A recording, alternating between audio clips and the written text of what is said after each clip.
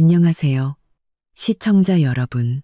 오늘 들려드릴 이야기의 제목은 이렇습니다. 시댁 식구들이 저만 빼고 외식한 게 벌써 두 번째.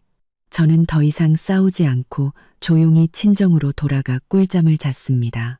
그런데 한밤중 시댁에서 미친 듯이 전화가 30통이나 걸려왔습니다. 벽시계의 초침 소리가 똑딱똑딱 이 작은 집의 공기처럼 차갑게 울려 퍼집니다. 밤 9시 밖에는 가을비가 추적추적 내리고 있었습니다.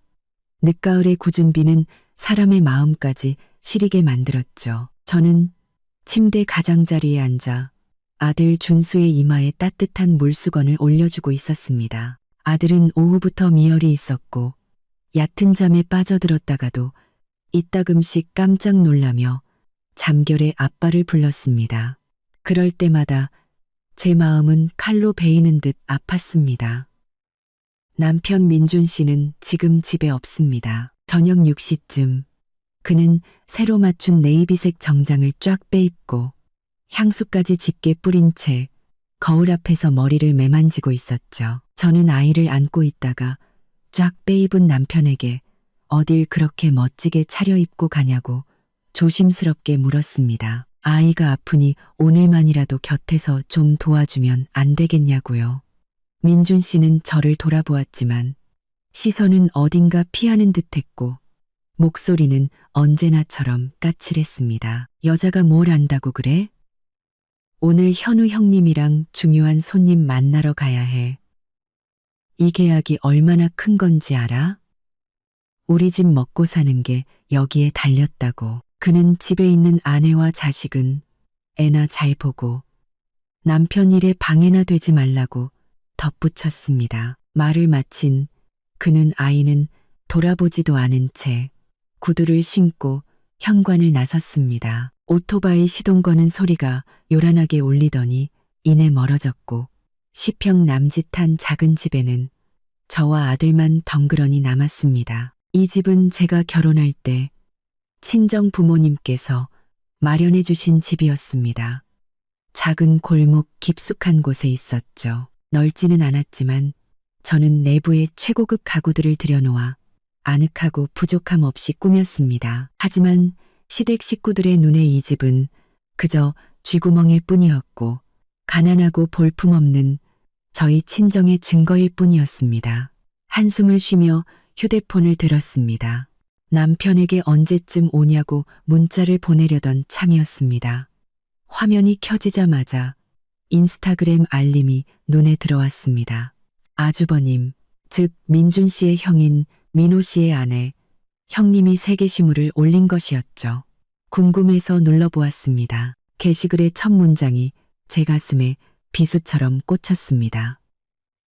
우리 가문의 장손, 민재의 생일을 축하하며 우리 민재, 씩씩하게 자라서 할아버지, 할머니를 빛내주렴. 글 아래에는 온 가족이 5성급 호텔 레스토랑에서 찍은 사진이 있었습니다. 화려한 조명 아래 시부모님, 아주버님 내외, 시누이 부부, 그리고 제 남편 민준 씨까지 모두 모여 있었죠. 분명 중요한 손님을 만나러 간다던 남편은 활짝 웃으며 레드와 인잔을 들고 있었습니다. 식탁 위에는 랍스터와 전복, 평생 꿈도 꿔보지 못할 값비싼 요리들이 가득했습니다. 민준 씨가 자기 돈으로 저와 아들에게는 단 한 번도 사준 적 없는 것들이었죠. 모두가 행복한 얼굴로 웃고 떠들고 있었습니다. 민호 씨의 아들 민재는 작은 턱시도를 입고 할아버지, 할머니의 사랑을 듬뿍 받으며 마치 어린 왕자처럼 서 있었습니다. 그런데 저와 제 아들 준수는요? 저는 식탁 위에 놓인 차갑게 식어버린 저녁을 내려다보았습니다. 시금치 나물과 짭짤하게 부친 두부 몇 조각이 전부였습니다. 눈물이 왈칵 쏟아졌습니다. 결국 그들에게 우리 모자는 완벽한 타인이었던 겁니다. 이렇게나 중요한 가족 행사에 저만 쏙 빼놓은 것이죠. 이유는 너무나도 뻔했습니다. 자리가 없어서도 아이가 짐이 돼서도 아니었습니다. 그들은 그저 허름한 골목 안집에 사는 가난뱅이 며느리가 이런 고급스러운 장소에 나타나 자신들의 체면을 깎는 것을 원치 않았던 겁니다. 지난 추석, 온 가족이 모인 자리에서 시어머니 박 여사님이 쩌렁쩌렁 외치던 말이 떠올랐습니다. 너 같은 시골 촌것. 부모가 겨우 세 장만 한 집 하나 해줬다고 어디 높은 곳을 넘봐? 박 여사님은 잘생기고 능력 있는 자기 아들이 저 같은 여자와 결혼해 준 것만으로도 제가 복권에 당첨된 것이라고 노골적으로 말했습니다. 그러니 알아서 시댁에 잘하고 살라고 으름장을 놓았죠. 그때 저는 고개를 숙인 채 아무 말도 하지 못했습니다. 친정 부모님께서는 시집살이는 참고 인내해야 집안이 평화롭다고 가르치셨으니까요. 하지만 저의 인내는 그들을 더욱 기고만장하게 만들고 저에 대한 경멸만 키울 뿐이었습니다. 손에 든 휴대폰이 세차게 울렸습니다. 민준 씨의 문자였습니다. 아이는 괜찮냐는 한마디를 기대하며 열어보았지만 역시나였습니다. 준수 좀 괜찮아? 나 지금 중요한 분들이랑 있으니까 방해하지 마. 늦게 들어갈 거니까 기다리지 말고. 자, 저는 다시 인스타그램 사진을 보았습니다. 민준 씨는 어머니에게 음식을 집어주고 있었습니다.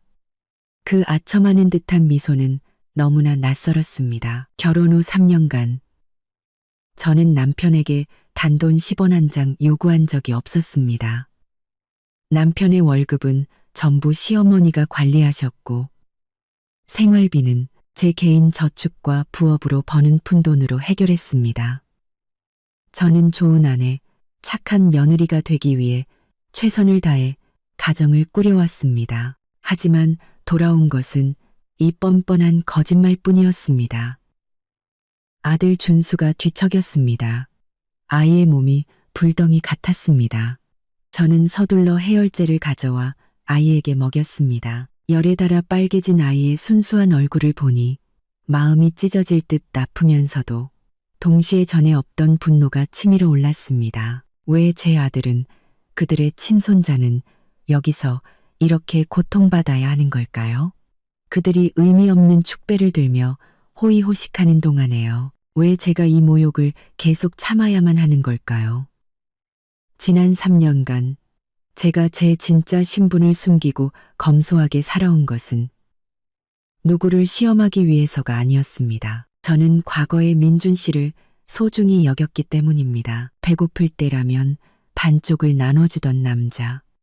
제가 아플 때 오케이미를 업고 걸어가 주던 그 남자를요. 저는 제가 진심으로 노력하면 그가 영원히 좋은 남편으로 남아줄 거라 순진하게 믿었습니다. 하지만 제가 틀렸습니다. 저의 관용과 인내는 이 가족의 탐욕과 배은망덕함만 키웠을 뿐입니다. 저는 자리에서 일어나 창가로 다가갔습니다. 창밖은 온통 하얀 빗줄기로 가득했습니다. 오늘 밤 비는 차가웠지만 제 마음은 이미 오래전에 식어버렸습니다. 창밖 사람의 인내심에도 한계가 있는 법이죠. 그 한계가 무너지고 나면 남는 것은 단호한 결심뿐입니다. 저는 더 이상 제 아들이 이런 냉대와 차별 속에서 단 하루도 더 자라게 둘 수 없었습니다. 이제 그들이 받아 마땅한 것을 돌려줄 때가 온 것입니다. 저는 다시 침대로 돌아가 준수를 바라보았습니다. 아이는 열이 조금 내렸는지 한결 깊은 잠에 빠져 있었습니다. 길고 예쁜 속눈썹에는 눈물방울이 맺혀 있었습니다. 저는 아이의 이마에 가만히 입을 맞추며 속으로 사과했습니다. 미안하다, 아가. 엄마가 아빠를 잘못 골랐어. 미안하다. 지난 3년간 너를 힘들게 해서. 저는 다시 휴대폰을 들었지만 이번에는 민준 씨에게 문자를 보내기 위함이 아니었습니다. 주소록을 넘기다 한 이름 앞에서 멈췄습니다. 마음이 약해져 포기할까봐 지난 3년간 감히 전화하지 못했던 이름이었습니다. 바로 오빠였습니다. 떨리는 손가락으로 통화 버튼을 눌렀습니다. 첫 번째 신호음이 울리자 심장이 쿵쾅거렸습니다. 두 번째 신호음과 함께 오빠가 늘 좋아하던 웅장한 교향곡의 통화 연결음이 들려왔습니다. 이윽고 위험 있으면서도 걱정이 가득한 낮고 따뜻한 목소리가 수화기 너머에서 들려왔습니다. 바로 제 친오빠, 국내 최대 부동산 그룹 천우그룹의 회장 김현우였습니다. 재계에서는 호랑이로 불리는 남자였지만 여동생에게는 한없이 다정한 사람이었죠. 오빠는 무슨 일이냐며 왜 이렇게 늦게 전화했냐고 물었습니다. 오빠의 목소리를 듣자 그동안 억눌러왔던 모든 서러움이 한꺼번에 터져나왔습니다. 흐느낌을 참으려 했지만 눈물은 멈추지 않았습니다. 저는 갈라지는 목소리로 오빠 하고 불렀습니다. 수화기 저편은 잠시 침묵이 흘렀고 이내 오빠의 목소리가 다급하고 차갑게 변했습니다. 너 우는 거니? 그 자식이 너한테 무슨 짓 했어? 아니면 시댁에서 또 괴롭혔어? 당장 말해. 저는 심호흡을 하며 간신히 평정을 되찾으려 애썼습니다. 그리고 오빠에게 말했습니다. 오빠, 나 졌어. 이 시험 더는 계속 못하겠어. 부모님 말씀이 맞았어. 사람 속은 모르는 거라고. 사람 속은 모르는 거라고. 사람 속은 모르는 거라고. 사람 속은 모르는 거라고. 정말 집에 가고 싶어. 현우 오빠는 한숨을 내쉬었습니다.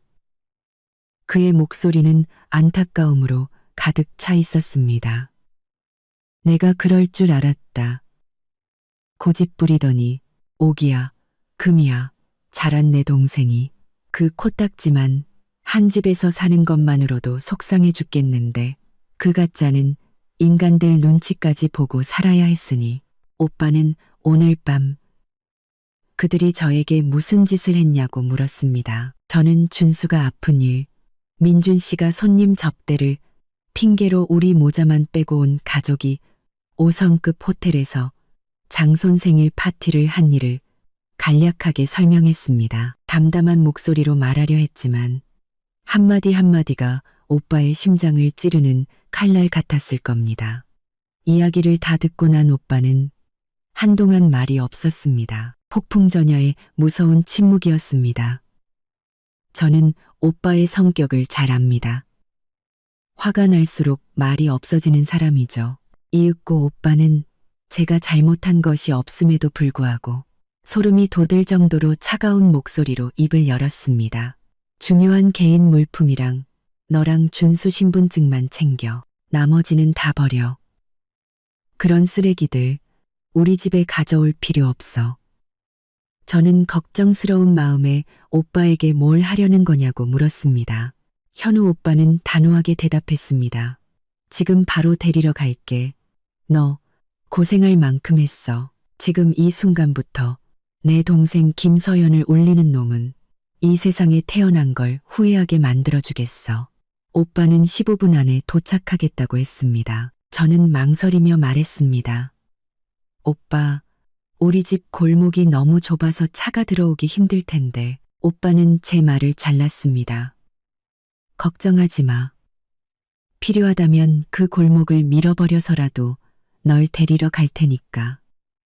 기다려. 또 하는 소리와 함께 전화가 끊겼습니다. 저는 휴대폰을 내려놓았습니다. 온몸에 안도감이 퍼져나갔습니다.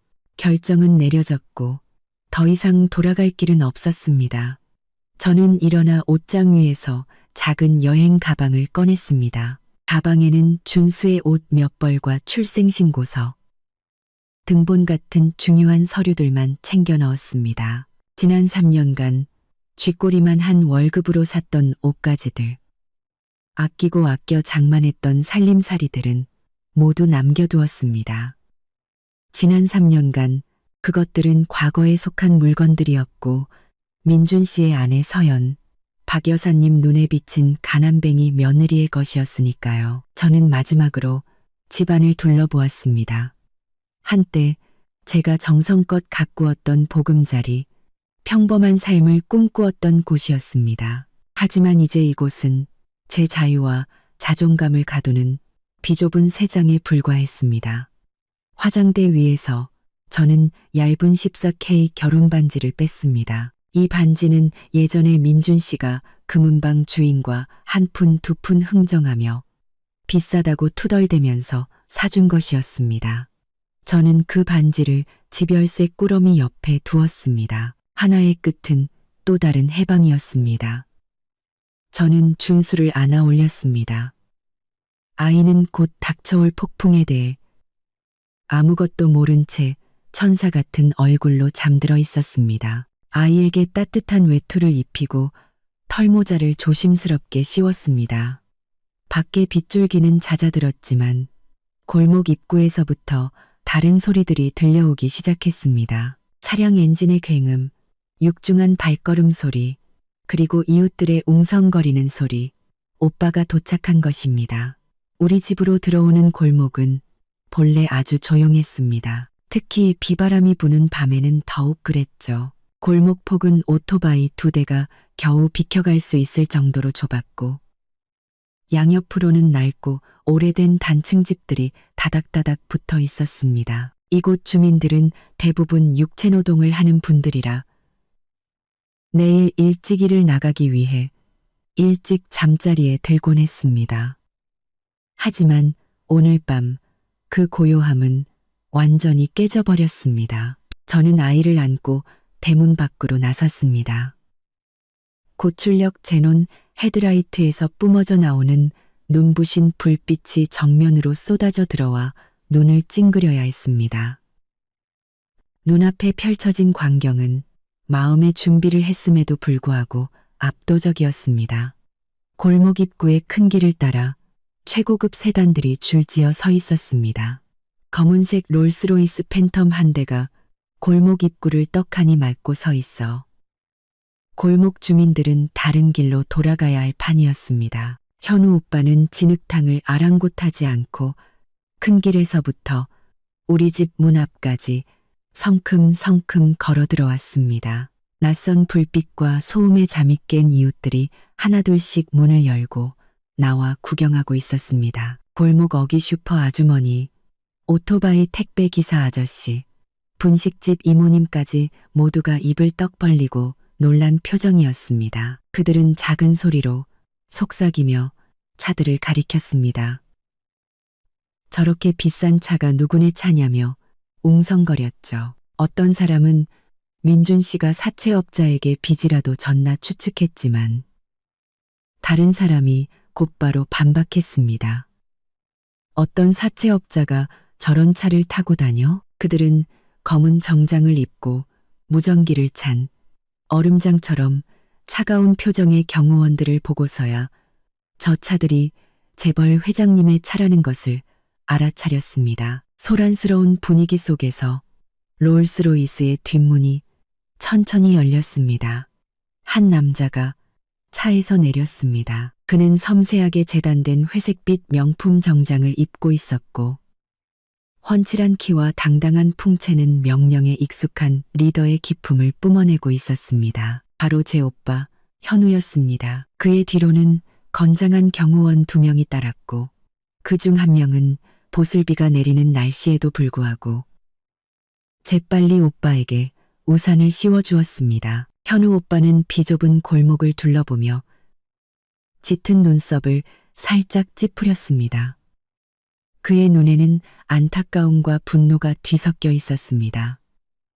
그의 눈에는 안타까움과 분노가 뒤섞여 있었습니다. 그는 무릉덩이가 고인 울퉁불퉁한 보도블록 위를 반짝이는 구두를 신고 망설임 없이 걸어와 제가 늘 그리워하던 따뜻하고 낮은 목소리로 제 이름을 불렀습니다. 저는 준수를 꽉 껴안고 오빠를 향해 빠르게 걸어갔습니다. 현우 오빠는 팔을 벌려 저와 준수를 한 번에 품에 안았습니다. 오빠의 따뜻한 체온과 익숙한 샌다루드 향수 냄새에 눈물이 다시 터져나왔습니다. 오빠는 제 등을 가볍게 두드리며 속삭였습니다. 늦게 와서 미안하다. 너를 이렇게 고생시키다니. 저는 목이 메어 오빠라고 부를 뿐 다른 말을 잊지 못했습니다. 오빠는 저를 놓아주고는 제 수척한 얼굴을 살피고 제 품에 잠든 준수를 내려다보았습니다. 손을 뻗어 조카의 이마를 짚어보고는 가볍게 고개를 끄덕였습니다. 아직 열이 좀 있네. 괜찮아. 집에 가면 주치의가 돌봐줄 거야. 그리고는 경호원들을 향해 짧게 명령했습니다. 사모님 짐 들고 두 분 차에 모셔. 조카 깨지 않게 조심하고. 경호원 한 명이 재빨리 다가와 제 손에서 작은 여행 가방을 받아들었습니다. 오빠는 그 가방을 보고 헛웃음을 쳤습니다. 내 3년 시집살이의 결과가 고작 이거 하나야? 저는 단호한 목소리로 대답했습니다. 난 이 집에서 아무것도 필요 없어. 오빠는 만족스러운 듯 고개를 끄덕였습니다. 그래, 잘했다. 이제 가자. 오빠는 제 어깨를 감싸 안고 최고급 세단으로 저를 이끌었습니다. 이웃들은 길을 터주기 위해 양옆으로 비켜섰습니다. 이제 그들의 눈에는 시골뜨기 아내를 향한 동정이 아니라 경애와 놀라움, 그리고 무수한 궁금증이 담겨 있었습니다. 동네에서 가장 소문이 빠른 슈퍼 아주머니가 호기심을 참지 못하고 외쳤습니다. 세댁, 어디가? 저 남자는 누구고? 집 나가는 거야. 현우 오빠는 걸음을 멈추고 아주머니를 돌아보았습니다. 그의 날카로운 눈빛에 아주머니는 저절로 몸을 움츠렸습니다.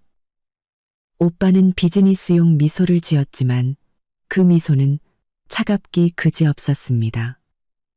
안녕하세요, 어머님. 저는 서연이의 친오빠입니다. 오늘 제 여동생과 조카를 집으로 데리러 왔습니다. 그동안 제 동생에게 관심을 가져주셔서 감사합니다. 말을 마친 그는 어리둥절해하는 사람들을 뒤로하고 다시 몸을 돌렸습니다. 저는 그들의 수군거림을 들을 수 있었습니다. 저렇게 부자 오빠가 있는데 왜 시댁에서는 가난뱅이라고 했냐는 이야기들이었죠. 내일 아침이면 이 소문은 어떤 바람보다도 빠르게 동네 시장에 퍼져 박 여사님의 귀에까지 들어갈 것이 분명했습니다. 경호원이 차 문을 열어주었습니다. 저는 몸을 숙여 부드러운 가죽 시트와 고급스러운 향기로 가득한 차 안으로 들어섰습니다.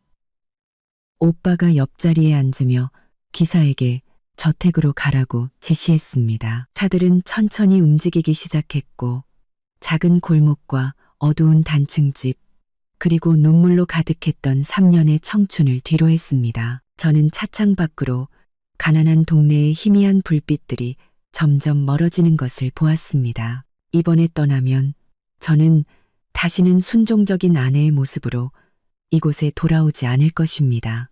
마치 구름 위를 떠다니는 듯 조용한 차 안에서 저는 제가 속한 진짜 세계로 돌아온 듯한 기분이었습니다.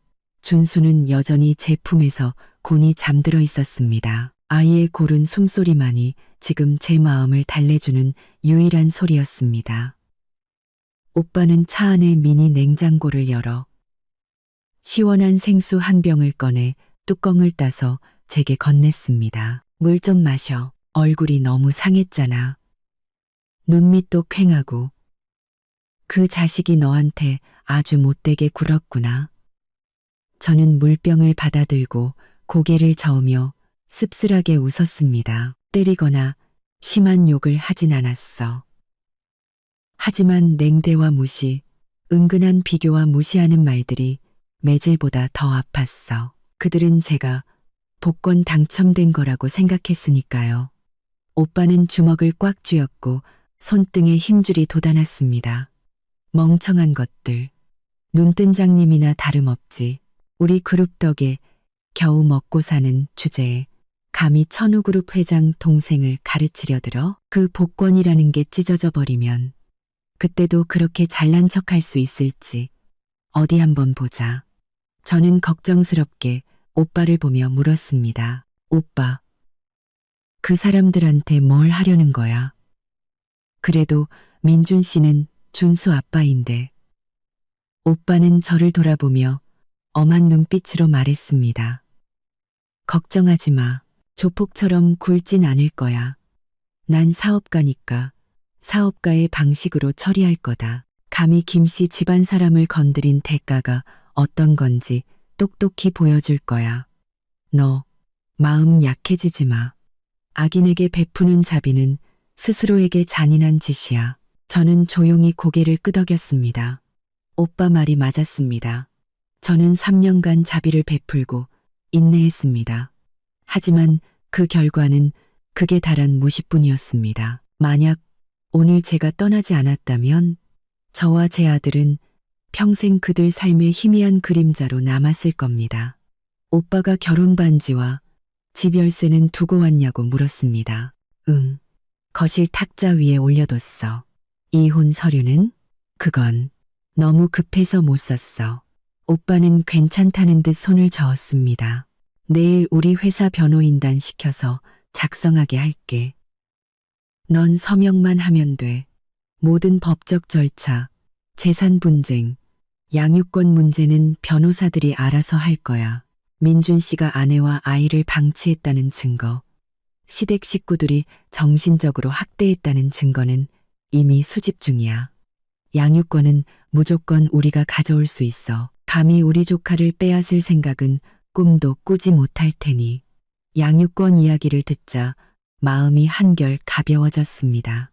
그것이 제 가장 큰 걱정이었으니까요. 민준 씨 집안은 저희 집만큼은 아니지만 어느 정도 재산이 있었고 남아 선호 사상이 심해 어떻게든 장손을 지키려 할 것이 뻔했습니다. 하지만 현우 오빠가 뒤에 있으니 저는 이길 수 있을 거라 믿었습니다. 차는 대로를 빠르게 달렸습니다.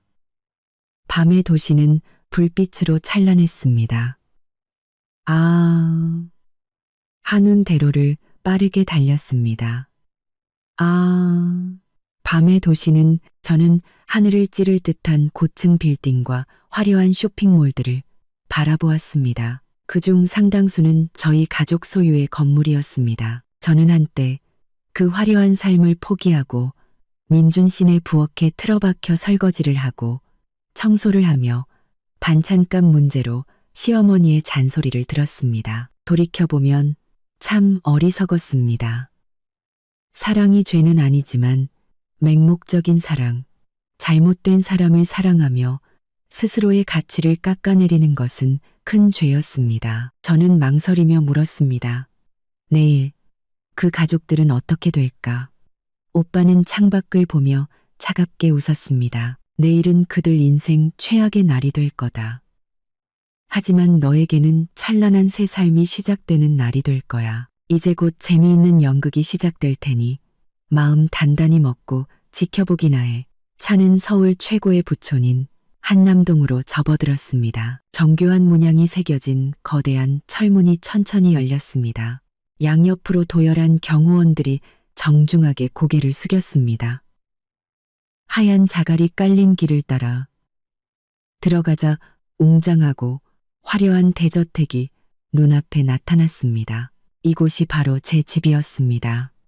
제가 태어나고 자란 곳, 언제나 공주처럼 사랑받았던 곳. 저는 깊게 숨을 들이마셨습니다. 정원에서 풍겨오는 짙은 장미 향기와 맑은 공기를 느꼈습니다. 제가 돌아온 것입니다. 과거의 서연, 강하고 당당했던 아가씨가 돌아왔습니다. 남루하고 순종적이었던 아내 서연은 오늘 밤비와 함께 죽었습니다. 롤스로이스가 대리석이 깔린 넓은 현관 앞에 멈춰 섰습니다. 집사 아저씨가 걱정스러운 얼굴로 이미 나와 기다리고 있었습니다. 제가 차에서 내리는 것을 보자마자 그는 눈시울을 붉히며 달려왔습니다. 아가씨, 돌아오셨군요. 세상에 이렇게 마르시다니. 저는 웃으며 집사 아저씨에게 인사했습니다. 그는 어릴 적부터 저를 돌봐주셨고 저를 친자식처럼 아껴주셨습니다. 거대한 참나무 문 안쪽에서 부모님께서 뛰어오듯 빠르게 걸어 나오셨습니다. 늘 우아하고 기품 있던 제 어머니는 저를 보자마자 참았던 울음을 터뜨리셨습니다. 어머니는 회장 사모님의 체면도 잊은 채 달려와 저와 준수를 끌어안았습니다. 서연아, 왜 이렇게 고생을 했어? 내가 잘못했다. 내가 죄인이야. 아버지, 제게의 강철 같은 그분도 눈가가 붉어져 있었습니다. 아버지는 제 옆에 서서 어깨를 두드리며 떨리는 목소리로 말씀하셨습니다. 돌아왔으면 됐다. 이제 아빠 엄마 곁에 있으면 아무도 널 괴롭히지 못할 거야. 저는 준수를 집사 아저씨에게 안겨드리고 어머니를 꼭 껴안았습니다. 다시 눈물이 흘렀지만 이번에는 행복과 위로의 눈물이었습니다. 저는 흐느끼며 어머니에게 말했습니다. 엄마, 집이 그리웠어. 어머니는 제 머리를 쓰다듬으며 제가 입고 있는 낡고 소박한 옷을 안타깝게 바라보셨습니다. 꼴이 이게 뭐니? 얼굴은 왜 이렇게 상했고? 지난 3년간 도대체 어떻게 산 거야? 내가 말했지. 시험도 좋지만 너무 힘들면 당장 돌아오라고. 왜 혼자 끙끙 앓고 있었어? 저는 작은 목소리로 대답했습니다. 죄송해요. 사랑으로 그들을 변화시킬 수 있을 거라 생각했어요. 준수에게 온전한 가정을 만들어주고 싶었어요. 아버지는 눈가가 붉어진 채 한숨을 쉬셨습니다. 그날 우리가 반대하지 않은 건 네 선택을 존중해서였다. 네가 선택한 사랑과 함께 살게 해주고 싶었지. 하지만 우리의 침묵이 내 딸과 외손자를 이렇게 고통스럽게 만들 줄은 몰랐다. 현우한테 다 들었다. 그놈들 절대로 용서하지 않을 거다. 우리는 함께 거실로 들어갔습니다. 크리스털 샹들리에의 불빛이 가득한 넓은 거실. 부드러운 이탈리아제 소파와 벽에 걸린 값비싼 예술 작품들. 제가 떠나던 날과 모든 것이 그대로였지만 마음속에 상처를 가득 안고 돌아온 저만은 변해 있었습니다. 집사 아저씨는 이미 따뜻한 제비집 수프와 준수를 위한 영양죽을 준비해 두셨습니다. 잠에서 깬 준수는 궁전처럼 화려하고 낯선 집을 어리둥절하게 둘러보았습니다. 집사 아저씨는 이미 따뜻한 제비집 수프와 준수를 위한 아이는 눈을 비비며 낯선 외할아버지와 외할머니를 바라보았습니다. 저는 아이를 달래며 말했습니다. 준수야, 외할아버지, 외할머니께 인사드려야지. 준수는 어눌한 발음으로 하부지, 한미라고 불렀습니다. 어머니는 달려와 손자를 끌어안고 얼굴 곳곳에 입을 맞췄습니다. 아이고, 내 강아지. 어쩜 이렇게 엄마를 쏙 빼닮았을까. 가엾은 것, 아픈데 제대로 된 병원도 못 가고. 어머니는 집사 아저씨에게 당장 주치의를 불러 작은 도련님을 진찰하게 하라고 지시했습니다. 온 가족이 함께하는 따뜻한 분위기 속에서 저는 이상할 정도로 평온함을 느꼈습니다. 더 이상 시어머니의 잔소리도 남편의 무관심도 생활비 걱정도 없었습니다. 오빠는 제 맞은편에 앉아 와인을 마시며 의미심장한 눈빛으로 저를 바라보았습니다. 오늘은 푹 쉬어, 푹 자고 일어나. 내일 아침 아주 특별한 뉴스 속보를 보게 될 거야. 어설픈 지식인 가족의 몰락에 대한 뉴스지. 저는 오빠를 그리고 부모님을 바라보았습니다. 모두 동의의 뜻으로 고개를 끄덕였습니다. 복수의 톱니바퀴가 움직이기 시작했음을 알 수 있었습니다. 저는 손 하나 까딱할 필요 없이 그저 앉아서 그들이 배신에 대한 대가를 치르는 것을 지켜보기만 하면 되는 것이었습니다. 한편 도시의 반대편에서는 민준 씨 가족이 파티를 마치고 있을 테죠. 그들은 자신들 인생 최대의 폭풍이 이미 문 앞까지 닥쳐왔다는 사실도 모른 채 허황된 기쁨에 취해 있었습니다. 밤 11시 7인승 택시가 우리 집 앞에 멈춰 섰습니다.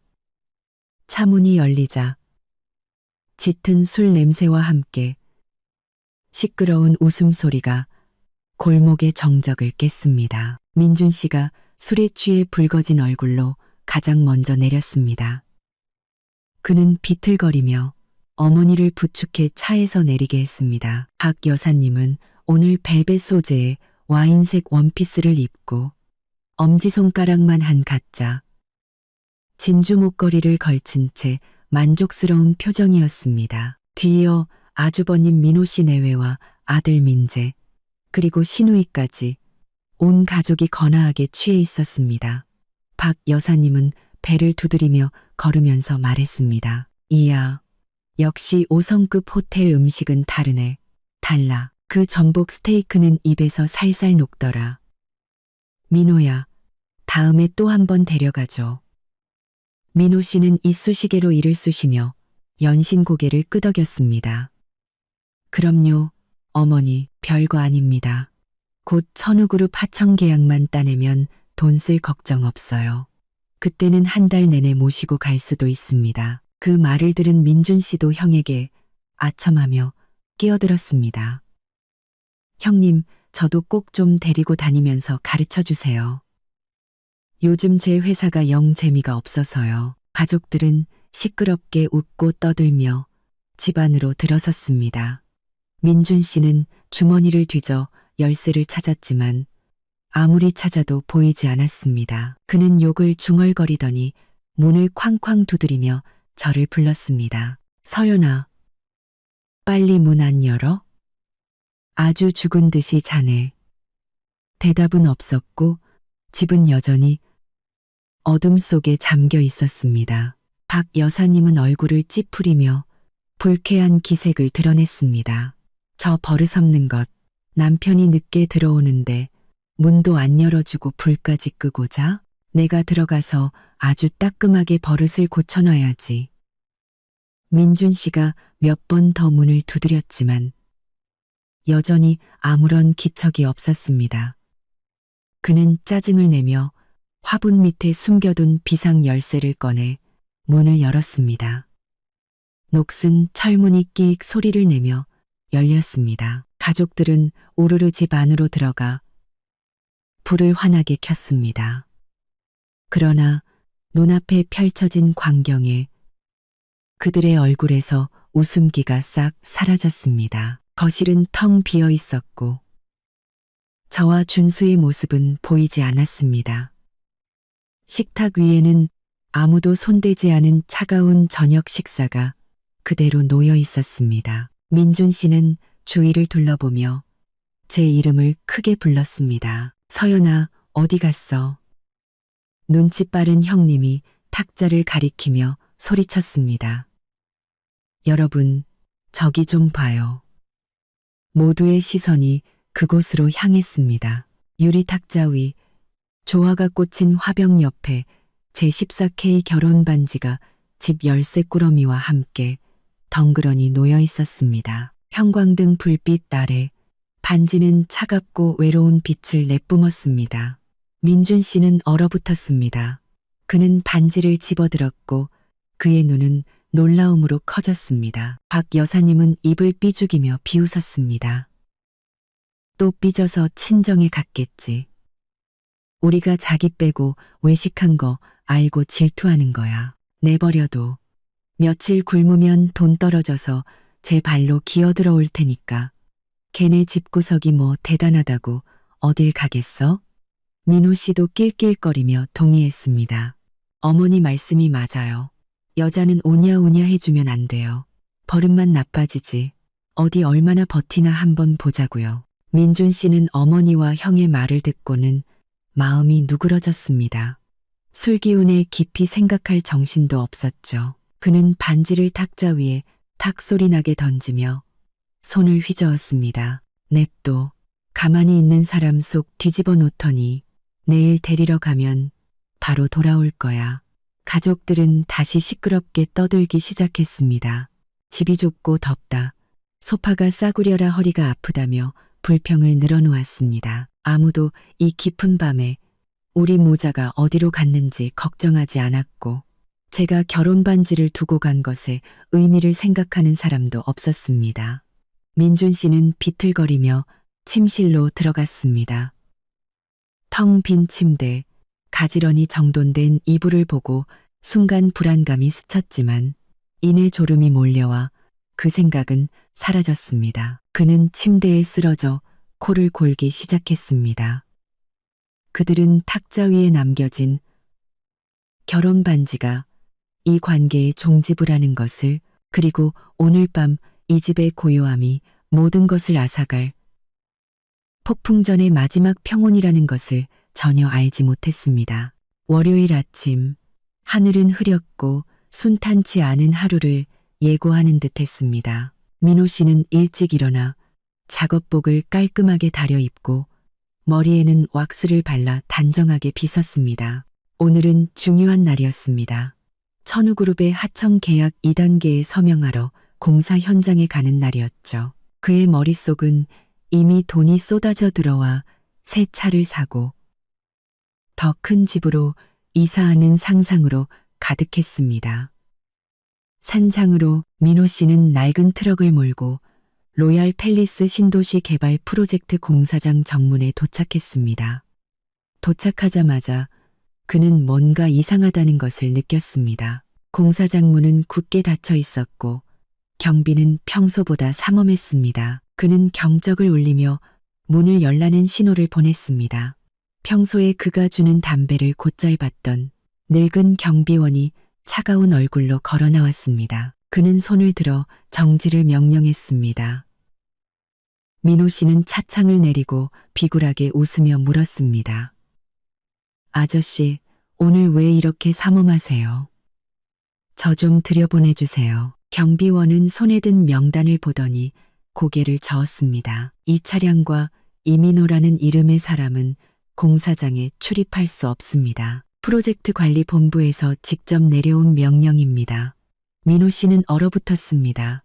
그는 농담인 줄 알고 말했습니다. 아저씨, 저 단골 하청업체잖아요. 오늘 프로젝트 소장님이랑 계약하기로 약속되어 있다고요. 경비원은 여전히 단호했습니다. 계약 같은 건 없습니다. 운강건설과 천우그룹의 모든 계약은 오늘 아침부로 무기한 취소되었습니다. 당장 차 돌리세요. 험한 꼴 보기 싫으면. 민호 씨는 청천벽력 같은 소리를 들었습니다. 그는 차에서 내려 소리를 지르며 책임자를 만나게 해달라고 난동을 부렸습니다. 당신들 일 이따위로 해. 멀쩡한 계약서를 휴지 조각처럼 취소해. 고소할 거야. 그때 공사장 안에서 검은색 고급 세단 한 대가 나왔습니다. 차창이 내려가고 현우 오빠의 최측근인 김 비서가 경멸 어린 눈빛으로 민호 씨를 쳐다보았습니다. 김 비서는 비웃으며 말했습니다. 고소할 필요 없습니다. 이민호 씨, 우리 변호인단이 곧 댁으로 통지서를 보낼 테니까요. 계약 취소 사유는 역량 부족과 비즈니스 윤리 위반입니다. 아, 그리고 우리 회장님께서 전할 말이 있다고 하시는군요. 당신들 같은 구멍가게는 이제부터 천우그룹 및 모든 파트너사의 프로젝트에 영원히 발도 못 붙일 거라고요. 다른 데서 일자리나 알아보시죠. 말을 마친 김 비서는 기사에게 신호를 보내 차창을 올리고는 쌩안이 사라져버렸고 민호 씨는 흙먼지 속에서 망연자실하게 서 있었습니다. 주머니 속 휴대폰이 미친 듯이 울렸습니다. 동생 민준 씨였습니다. 민호 씨는 떨리는 손으로 전화를 받았습니다. 무슨 일이야? 수화기 너머로 민준 씨의 겁에 질린 목소리가 들려왔습니다.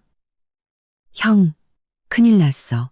은행에서 회사 계좌를 동결했다고 통보가 왔어. 보증을 섰던 곳에서 보증을 철회했고 당장 기계대출금을 전액 상환하지 않으면 강제 집행에 들어온대. 민호 씨는 그 말을 듣고 다리에 힘이 풀려 주저앉았고 손에서 휴대폰을 떨어뜨려 액정이 박살났습니다. 불과 어젯밤까지만 해도 그들은 부귀영화를 기원하며 축배를 들었습니다. 그런데 하룻밤 사이에 모든 것이 쓰나미 앞에 모래성처럼 무너져 내렸습니다. 그는 김 비서가 전한 말을 떠올렸습니다. 천우그룹 회장님께서 왜 그렇게 거대한 그룹의 회장이 자기들 같은 작은 회사에 신경을 쓰는 걸까? 뭔가 이상했습니다. 정체 모를 공포가 그의 등골을 서늘하게 했습니다. 같은 시각 박 여사님의 철물점. 박 여사님은 부채를 붙이며 장부를 계산하고 있었습니다. 이 가게는 그녀의 주 수입원이었고 이웃 아주머니들과 모여 철을 씹는 장소이기도 했습니다. 이 가게터는 3년 전 지인의 소개로 아주 저렴하게 임대한 것이었습니다.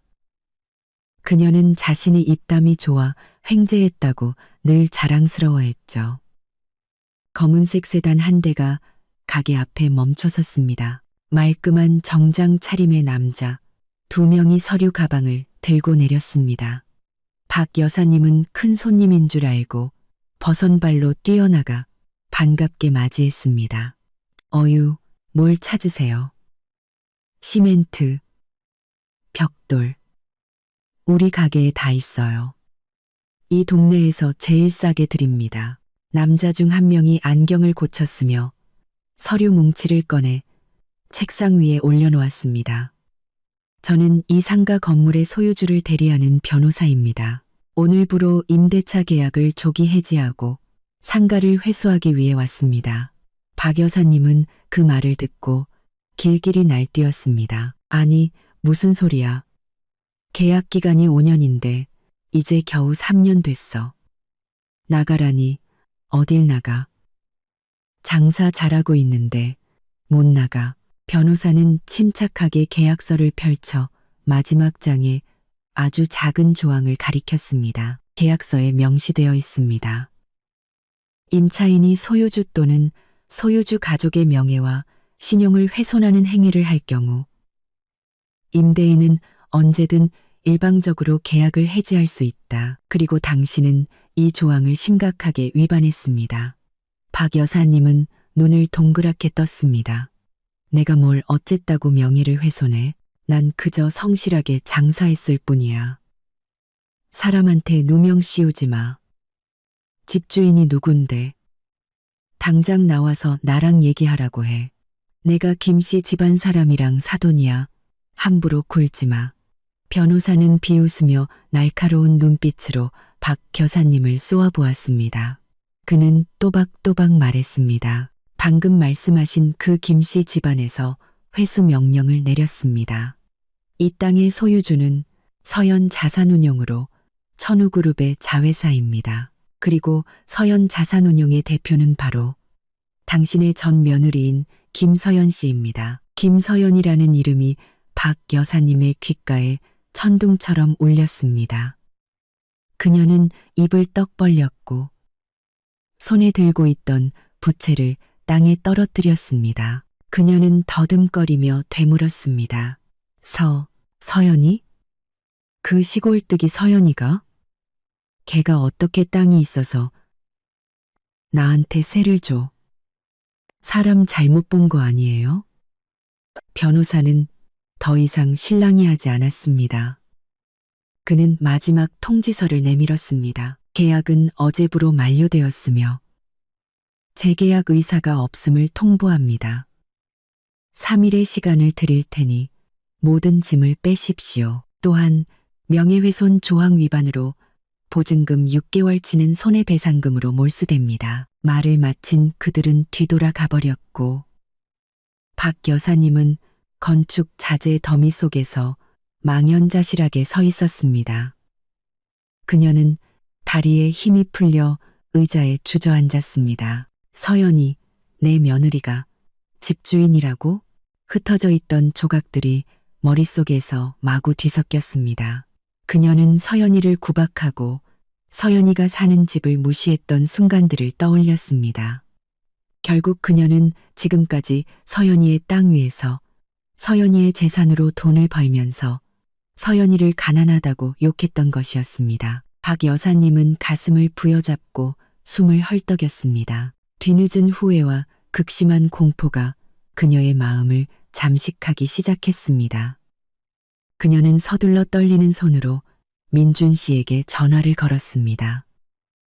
민준 씨는 막 들이닥친 빗독촉 서류 더미 속에서 머리를 감싸쥐고 있었습니다. 어머니의 전화벨 소리에 그는 깜짝 놀랐습니다. 전화를 받자마자 박 여사님의 처절한 울음소리가 들려왔습니다. 민준아, 엄마 죽는다. 가게 뺏기게 생겼어. 이 땅이 그 서연이 거란다. 아들아, 내 마누라가 가난뱅이라며 민준 씨는 이해할 수 없다는 듯 인상을 찌푸렸습니다. 엄마, 무슨 소리야. 서연이 땅이라니 걔가 무슨 땅이 있어. 박 여사님은 흐느끼며 변호사가 한 말을 전했습니다. 민준 씨는 그 말을 듣는 내내 식은땀을 흘렸습니다. 그는 서둘러 전화를 끊고 단서를 찾기 위해 골목 안작은 집으로 미친 듯이 차를 몰았습니다. 골목 입구에 도착하자 동네 아주머니들이 모여 휴대폰을 보며 수군거리고 있었습니다. 민준 씨를 보자 그들은 입을 다물고 동정과 조소가 섞인 눈빛으로 그를 쳐다보았습니다. 슈퍼 아주머니가 민준 씨를 손짓해 불렀습니다. 총각, 왔어? 어젯밤에 어디 갔었길래 마누라랑 자식이 집을 나가게 둬? 쯔쯔. 근데 자네 마누라 보통이 아니더만. 오빠라는 사람이 어마어마한 차를 끌고 와서 데려가는데 경호원들이 골목에 쫙 깔려서 무서워 죽는 줄 알았네. 민준 씨는 멍하니 물었습니다. 무슨 차요? 누가 데리러 왔다고요? 옆에 있던 아주머니가 민준 씨 앞에 휴대폰을 내밀었습니다. 이거 봐, 어젯밤에 동네 사람들이 다 찍었어. 흔들리는 흐릿한 영상 속에서 민준 씨는 어젯밤의 광경을 똑똑히 보았습니다. 골목 입구를 막아선 검은색 롤스로이스 팬텀, 그리고 차에서 내려 서연이를 끌어안는 훤칠하고 품격 있는 남자. 민준 씨는 휴대폰을 빼앗아 들고 화면에 눈을 바짝 갖다 댔습니다. 그는 남자가 슈퍼 아주머니와 이야기하며 얼굴을 돌리는 장면을 몇 번이고 돌려보았습니다. 그 얼굴, 그 풍채에 민준 씨는 온몸이 떨렸습니다. 기억을 더듬을 필요도 없었습니다. 이 남자의 사진은 그가 동기부여를 위해 사무실에 고이 모셔두고 있던 사진이었으니까요. 건설업계의 우상, 수백 개 하청업체의 목숨줄을 쥐고 있는 남자, 이 지역 최고의 부자, 천우그룹의 김현우 회장이었습니다. 민준 씨는 아주머니의 휴대폰을 땅에 떨어뜨렸습니다. 그는 넋나간 사람처럼 중얼거렸습니다. 말도 안 돼. 왜 김현우 회장이 이 허름한 골목에? 왜 내 아내를 안고 있는 거지? 분명 사람을 잘못 봤거나 아니면 그녀가 저 남자랑 바람이 났거나. 민준 씨는 미친 사람처럼 집 안으로 뛰어들어갔습니다. 그는 작은 거실을 둘러보았습니다. 소파를 뒤집어 상표를 확인했습니다. Made in Italy. 소파 밑에 작게 새겨진 글자가 그의 눈에 들어왔습니다. 지금까지 그는 서연이가 중고가구나, 시장에서 파는 싸구려 물건을 산다고 생각했습니다. 단 한 번도 자세히 들여다볼 생각을 하지 않았죠. 그는 부엌으로 달려가 냄비 세트를 들어보았습니다. 모두 값비싼 독일제 수입품이었습니다. 냉장고, 세탁기, 모든 것이 그가 꿈에 그리던 최고급 브랜드 제품이었습니다. 민준 씨는 차가운 바닥에 주저앉았습니다. 결국 그는 지금까지 명품 속에서 살면서도 그것을 누더기라고 생각했던 것이었습니다. 이 집은 작았지만 그 안에 있는 것들은 그의 가족이 자랑하던 모든 재산을 합친 것보다 더 가치가 있었습니다. 서연이는 가난하지 않았습니다. 그녀는 진짜 금수저 아가씨였습니다. 그리고 어리석은 남편인 그는 자신의 편협한 시각으로 거대한 재산을 손에 쥔 아내를 모욕했던 것입니다. 민준 씨는 머리를 쥐어뜯었습니다. 후회와 굴욕감이 목구멍까지 차올랐습니다. 그는 모든 것을 잃었습니다. 극심한 공황 상태에 빠진 민준 씨는 떨리는 손으로 휴대폰을 꺼내 서연이에게 전화를 걸었습니다. 설명해야 했다. 사과해야 했다. 어떻게든 이 상황을 되돌려야 했다. 서연이가 정말 김현우 회장의 동생이라면 그녀의 말 한마디면 가족의 모든 빚이 사라지고 회사는 다시 살아날 수 있을 것이다. 전화벨이 길게 울렸다. 조롱하는 듯한 소리였다. 민준 씨는 중얼거렸다. 제발 전화 좀 받아줘, 서연아. 제발. 10번의 신호음 끝에 마침내 누군가 전화를 받았다. 하지만 서연이의 다정한 목소리가 아니었다. 낯설고 차갑고 전문가다운 여성의 목소리가 들려왔다. 누구시죠? 민준 씨는 다급하게 말했다. 저 민준입니다. 제 아내 서연이 좀 바꿔주세요. 수화기 너머의 여성은 무미건조한 태도로 대답했다. 죄송합니다만 여기에는 당신의 아내라는 분은 없습니다.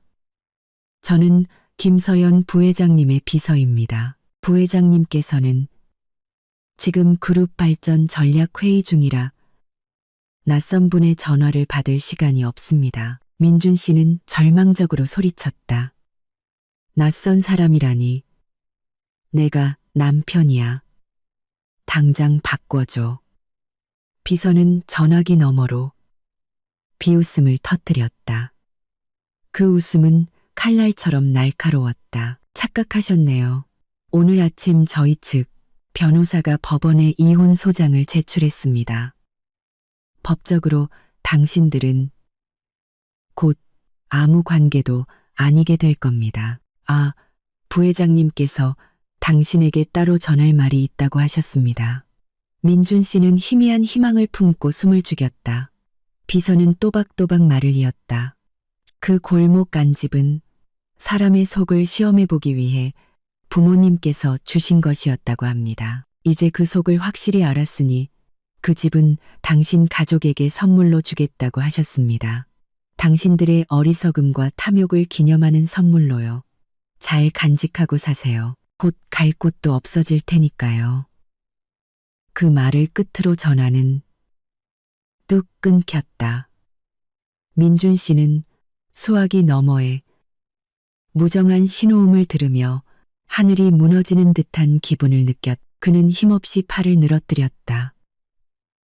부회장, 집을 선물로 주겠다. 갈 곳도 없어질 것. 그 말들은 그의 머리를 내리치는 망치 같았다. 바로 그때 민호 씨와 박 여사님도 허겁지겁 집으로 뛰어들어왔다. 두 사람 모두 핏기 없는 얼굴이었다. 민호 씨는 더듬거리며 말했다. 민준아, 세무서에서 창고를 봉인해버렸어. 우리가 탈세했다면서 벌금이 엄청나대. 박 여사님은 통곡하며 쓰러졌다. 다 끝났다. 아들아, 가게에서 쫓겨났어. 내 물건들을 전부 길바닥에 내던져버렸다고.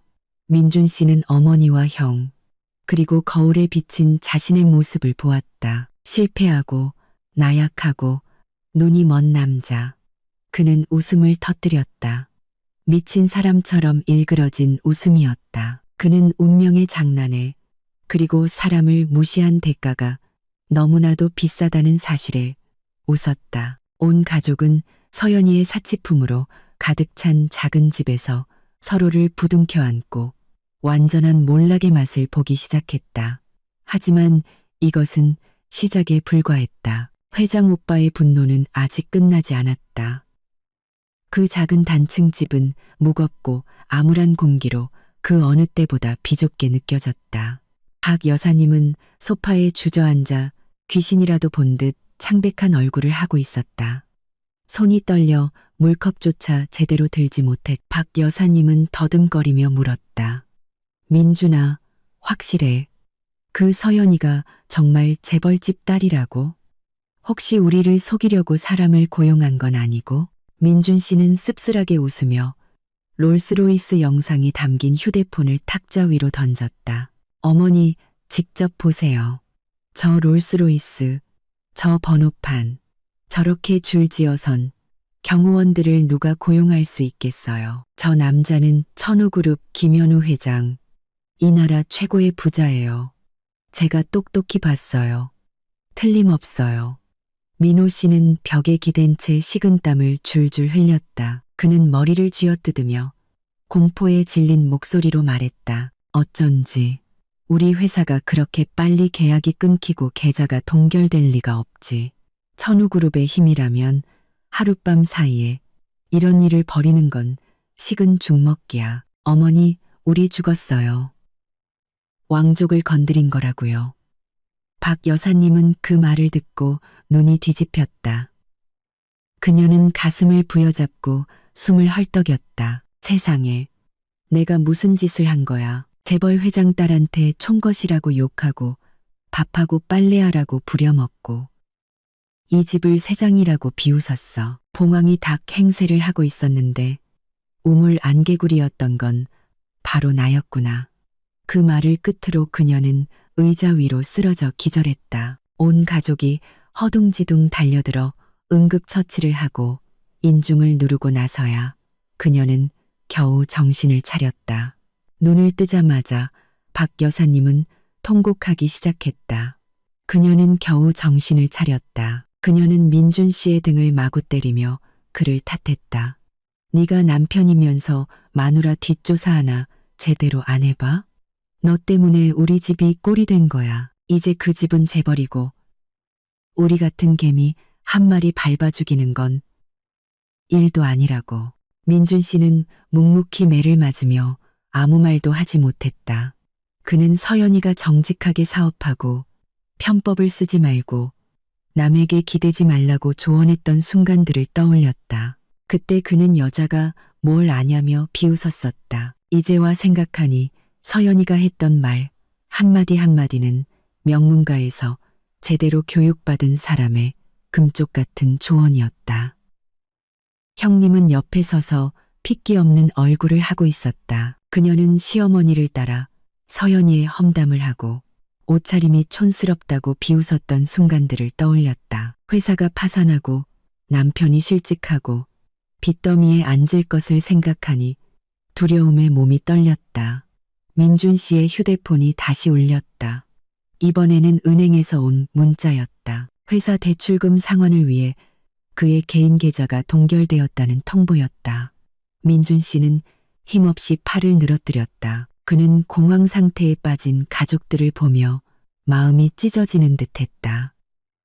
서연이의 신분에 대한 진실은 기쁜 소식이 아니라 그들 가족의 미래에 내려진 사형 선고였다. 다음 날 아침 민준 씨와 민호 씨는 남은 옷 중에 가장 좋은 옷을 차려입고 낡은 오토바이를 타고 천우그룹 본사로 향했다. 트럭은 어제 오후 은행에 의해 압류되었다. 도시 중심부의 우뚝 솟은 천우타워는 하늘을 찌를 듯 높았고 반사 유리로 덮인 외벽은 햇빛 아래 반짝였다. 이곳은 김씨 가문의 부와 권력의 상징이었다. 민준 씨는 타워 꼭대기를 올려다보며 자신이 한낱 모래알처럼 느껴졌다. 두 형제는 조심스럽게 넓고 반짝이는 대리석 로비로 들어섰다. 안내 데스크에 도착하자마자 그들은 제지당했다. 아름답지만 날카로운 눈빛의 안내원이 초라한 두 남자를 쳐다보았다. 예약하셨습니까? 민준 씨는 우물쭈물하며 말했다. 저는 김서연 부회장님의 남편입니다. 그리만 우물쭈물하며 다 썼다. 닫다. 아름답지만 그리서 카로운 눈빛의 안내원이 초라한 두 남자. 급한 집안일로 만나 뵈러 왔습니다. 연락 좀 부탁드립니다. 안내원은 부회장 남편이라는 말에 잠시 흠칫했지만 컴퓨터로 확인한 후 차갑게 고개를 저었다. 죄송합니다만 오늘 부회장님께서는 이민준이라는 분과 약속이 없습니다. 그리고 회장님 비서실에서 내려온 지시사항으로 이민준, 이민호 두 분은 이 건물에 절대 출입할 수 없습니다. 돌아가 주십시오. 민호 씨가 참지 못하고 끼어들었다. 아가씨, 제발요. 저희가 사과하러 왔다고 전화 한 통만 해주세요. 저희가 잘못했습니다. 제발 한 번만 만나게 해주세요. 안내원은 단호하게 고개를 젓고는 경비원에게 신호를 보냈다. 즉시 검은 제복을 입은 건장한 경비원 4명이 다가와 팔짱을 끼고 위협적인 인간벽을 만들었다. 민준 씨는 절망감에 수많은 사람이 오가는 로비 한가운데에 무릎을 꿇었다. 더 이상 체면을 차릴 여유가 없었다. 그는 소리쳤다. 서연아, 내가 잘못했어. 제발 내려와서 나 좀 만나줘. 우리 가족 좀 살려줘.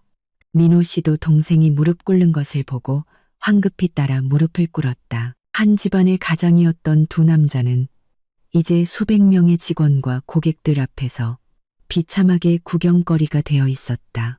바로 그때 임원 전용 엘리베이터 문이 열렸다. 한 무리의 사람들이 걸어 나왔고 선두에는 위험 있는 풍채의 현우 오빠가 있었다. 그의 옆에는 세련된 흰색 정장을 입은 서연이가 서 있었다. 그녀는 더 이상 집 안의 초라한 아내가 아닌 날카롭고 권위 있는 아름다움을 뿜어내고 있었다. 민준 씨는 아내를 보자 물에 빠진 사람이 지푸라기라도 잡는 심정이었다. 그는 달려가려 했지만 경비원에게 붙잡혔다. 서연아, 여보, 나야. 서연이가 걸음을 멈추고 민준 씨를 돌아보았다. 그녀의 눈빛은 이상할 정도로 평온했다. 증오도 남은 애정도 없었다.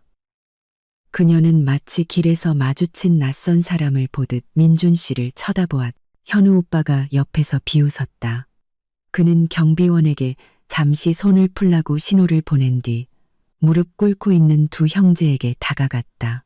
현우 오빠는 위에서 경멸적인 눈빛으로 그들을 내려다보았다. 그는 차가운 목소리로 말했다. 여긴 어쩐 일이지? 내 동생 집이 작다고. 내 동생이 가난하다고 비웃던 자들이 아니었나? 왜 이제 와서 여기서 무릎 꿇고 천하의 구경거리가 되고 있는 거지? 아니었나? 민호 씨는 땅에 머리를 찌으며 애원했다. 회장님, 저희가 눈뜬장님이었습니다. 저희가 어리석어하늘 무서운 줄 몰랐습니다. 제발 지난 세월의 부부의 정을 생각해서 저희에게 살길 한 번만 열어주십시오. 회사는 저희 평생의 피와 땀입니다. 제발 무너뜨리지 말아주십시오. 그때 서연이가 입을 열었다. 그녀의 목소리는 부드러웠지만 강철처럼 단단했다. 당신들의 피와 땀은 다른 사람의 선량함을 속이고 착취해서 쌓아 올린 것이겠죠. 당신들은 내 집이 작다고 비웃었지만 당신들의 인격은 그보다 100배는 더 작고 비좁아요. 이제 일어나서 돌아가세요. 우리 회사 로비 더럽히지 말고 솔직히 말해서 당신들 회사는 이 건물 한 달치 청소비도 안 돼요. 말을 마친 서연이는 뒤도 돌아보지 않고 그대로 걸어갔다. 현우 오빠는 경비원들에게 저들을 끌어내라고 명령했다. 두 형제는 회전문을 통해 질질 끌려 나와 뜨거운 햇볕이 내리쬐는 계단 아래로 내동댕이 쳐졌다. 민준 씨는 유리문 너머로 사라지는 아내의 뒷모습을 보며 부유한 삶으로 돌아갈 수 있는 문이 영원히 닫혔음을 깨달았다. 그룹 로비에서의 소동 이후 민준 씨 가족의 상황은 더욱 비참해졌다. 현우 오빠의 경고는 빈말이 아니었다. 그날 오후 지역건설 및 부동산 협회는 모든 회원사에 운강건설을 심각한 직업윤리 위반으로 블랙리스트에 올린다는 공문을 일제히 발송했다. 이는 크고 작은 어떤 발주처도 그들과 계약하지 않겠다는 의미였다. 막강한 천우그룹에 밉보이고 싶은 사람은 아무도 없었다. 예전의 외상으로 자재를 공급해주던 업체들은 이제 빚을 당장 갚으라며 매일같이 몰려왔다. 그들은 집 앞에서 현수막을 치고 빚을 갚으라고 시위했고 확성기로 밤낮 없이 민준 씨와 민호 씨의 이름을 외쳐댔다. 집안의 공기는 숨막힐 듯 무거웠고 전기와 수도는 요금 미납으로 끊겼다. 온 가족은 어둠 속에서 문 밖에서 들려오는 욕설을 들어야 했다. 박 여사님은 구석에 웅크리고 앉아 헝클어진 머리를 하고 있었다. 내 팔자야, 왜 이리 기구한고. 여왕처럼 살다가 이제 쥐새끼처럼 숨어 지내야 하다니. 다 그 서연이 때문이야. 독한 것. 우리 집안을 죽이려고 작정했어. 민준 씨는 어머니의 말을 듣고 소리쳤다. 어머니, 제발 그만하세요. 이 지경이 됐는데도 남 탓이에요. 어머니가 욕심부리지 않고, 사람 무시하지 않고, 우리가 서연이한테 잘해줬으면 이런 일 없었어요. 서연이는 우리에게 수많은 기회를 줬어요. 우리가 제 밥그릇을 걷어찬 거라고요. 민호 씨도 동생에게 소리쳤다. 닥쳐. 넌 마누라 하나 제대로 못 다스려서 온 가족 머리 꼭대기에 올라앉게 만든 놈이야. 이제 와서 그 여자 편을 들어? 봐. 빚은 쌓이고 내일이면 은행에서 집도 뺏으러 올 거야. 우리 다 길바닥에 나앉게 생겼다고. 초인종이 요란하게 울렸다. 빚쟁이가 아니라 법원에서 온 사람이었다. 이혼 소송 관련 소환장을 전달하러 온 것이었다.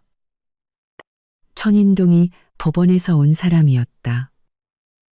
감권 소송. 민준 씨는 종이를 손에 들고 원고, 김서연, 피고, 이민준이라는 글자를 보며 마음이 차갑게 식었다.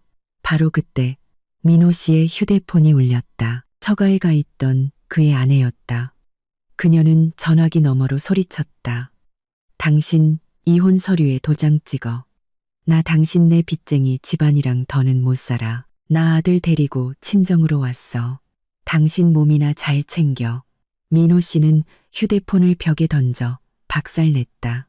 그는 주저앉아 어린아이처럼 통곡했다. 사업은 망했고 아내와 자식은 떠났고 집도 곧 잃게 될 것이다. 서연이 오빠의 징벌은 폭력을 사용하지 않았지만 어떤 매질보다도 더 끔찍하게 그들의 정신과 삶을 파괴했다. 그들은 과거에 다른 사람을 무시했던 모든 말과 행동에 대한 대가를 치르고 있었다. 인과응보는 누구도 피해갈 수 없었고 그것은 무서운 속도로 그들에게 다가오고 있었다. 한때 민준 씨 가족의 마지막 안식처였던 골목 안 작은 집은 이제 끝없는 말다툼의 전쟁터로 변했다. 가난과 빚이 닥치자 그들이 SNS에서 그토록 자랑하던 가족에는 비눗방울처럼 허무하게 사라졌다.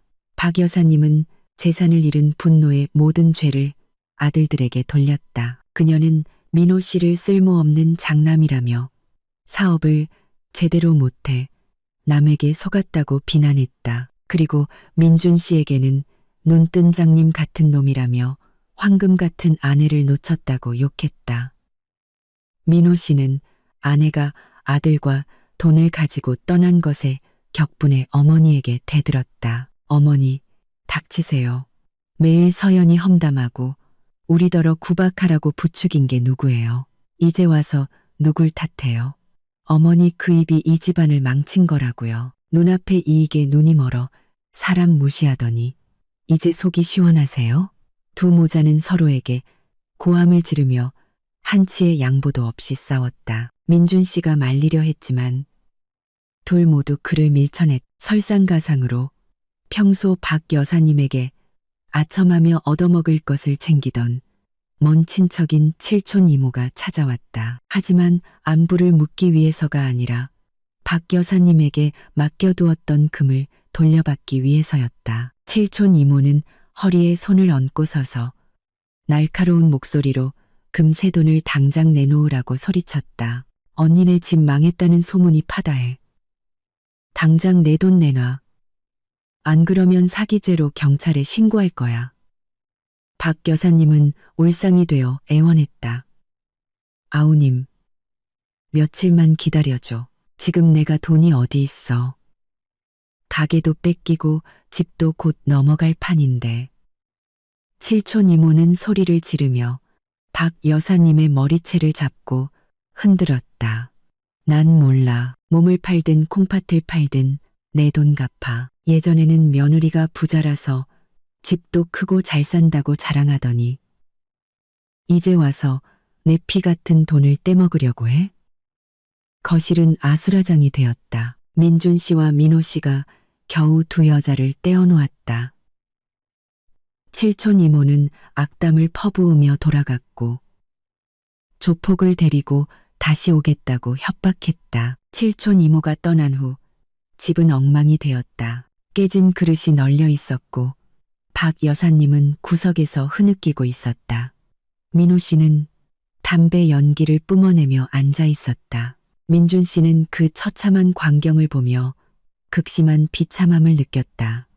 이것이 그들이 자랑하던 모범 가정의 실체란 말인가? 돈이 있을 때는 서로를 하늘처럼 떠받들더니 어려움이 닥치자 인정사정 없이 서로를 물어뜯었다. 민준 씨는 그들 가족의 유대감이 허영과 물질 위에 세워졌음을 깨달았다. 그것들이 사라지자 각자의 이기적인 본성이 드러난 것이다. 그는 서연이가 있을 때의 평화롭고 소박했던 분위기를 그리워했다. 소박하지만 따뜻했던 식사, 아내의 다정한 안부 인사, 하지만 모든 것이 너무 늦었다. 철문이 다시 한번 열렸다. 이번에는 값비싼 스쿠터가 마당으로 들어왔다. 내린 사람은 박 여사님이 늘 자랑하던 부잣집에 시집간 막내딸 수진이었다. 박 여사님은 딸을 보자 마치 구명보트라도 본 듯 비틀거리며 일어나 수진의 손을 잡고 통곡했다. 수진아, 잘 왔다. 내 남편, 내 시부모님한테 말해서 엄마한테 5억만, 아니 3억이라도 빌려달라고 해줘. 당장 빚 안 갚으면 감옥 가게 생겼어. 우리 집 다 망하게 생겼다고. 민준 씨와 민호 씨도 희망에 찬 눈으로 여동생을 바라보았다. 하지만 수지는 가족의 기대와는 달리 차갑게 어머니의 손을 뿌리치고 몇 걸음 물러섰다. 어머니의 남루한 옷에서 묻어나올지 모를 먼지를 피하려는 듯이 수지는 얼굴을 찌푸리며 쏘아붙였다. 엄마, 조용히 좀 해요. 이웃들 다 듣겠네. 저 오늘 돈 빌려주러 온 거 아니에요.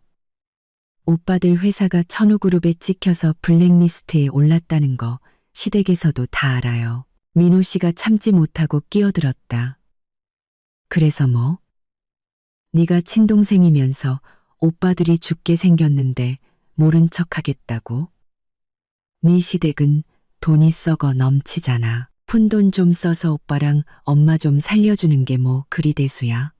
수지는 큰오빠를 돌아보았다.